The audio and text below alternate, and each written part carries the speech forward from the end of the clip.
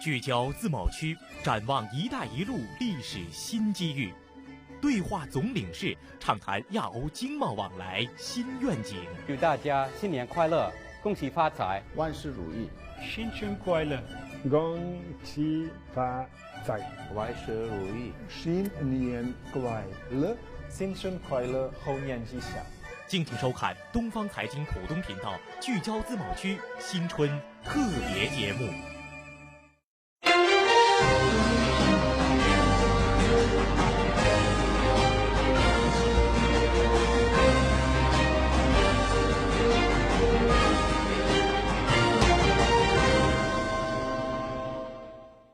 改革热点新发现，先行先试锐观察。大家好，我是刘静，欢迎收看本期聚焦自贸区春节特别节目。中澳自由贸易协定于2015年6月签订，12月起正式生效。生效2周之内就完成了2轮降税。自贸协定的签署给中澳两国带来了哪些机遇？又将怎样进一步促进两国经贸、文化等方面的合作呢？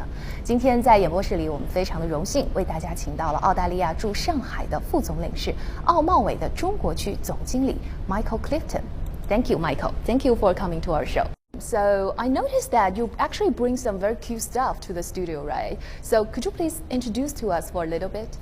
I thought we'd bring the kangaroo and the koala simply as symbols of Australia, in much the same way as the panda is often seen around the world as a symbol of China. Yes. There is much more to Australia than two furry, cute animals. Yeah, they are very cute, especially kangaroos, you know. Yeah. And what about the other two things? We have taken that symbol to create a national brand for Australia where, if you like, symbolising an Australia that reaches out to the world. So those boomerangs face east and face west, symbolising our east and western borders. And we reach out to the world because we're a country that engages with the world. Okay. Basically, it's the symbols of the Australia. The national brand for Australia. Okay. Australia Unlimited. Okay, got it. Unlimited ambition, unlimited potential. Okay, got it. And as far as we all know, Australia is really a beautiful country. So can you introduce to us some of the tourist destinations and also the delicious food in Australia?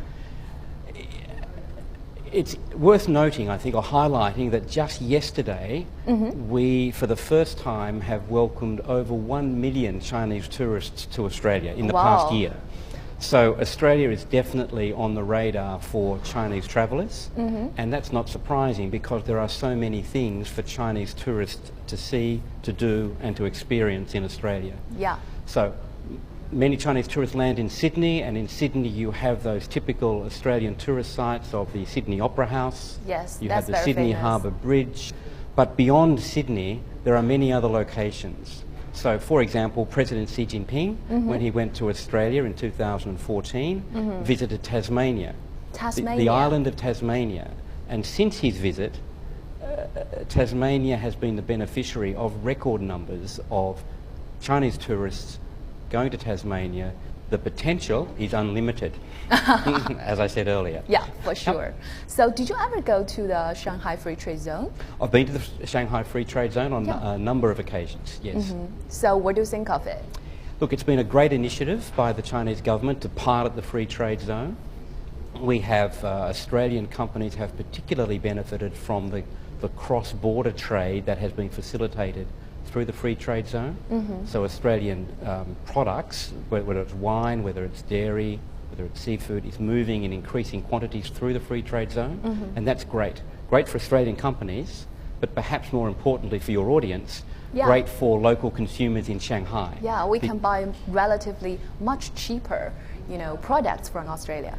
What kind of other cooperations do you think we can have in a free trade zone? Well, the Free Trade Zone is if you like, an attraction for Australian companies or international companies to become engaged in China. But more importantly, looking forward, as China continues to transition to a services-based economy, there are many Australian companies who want to play a part in working with Chinese companies to help grow that part of the economy. So whether it's education services or whether, more importantly, it's health services, we are keen to play a role.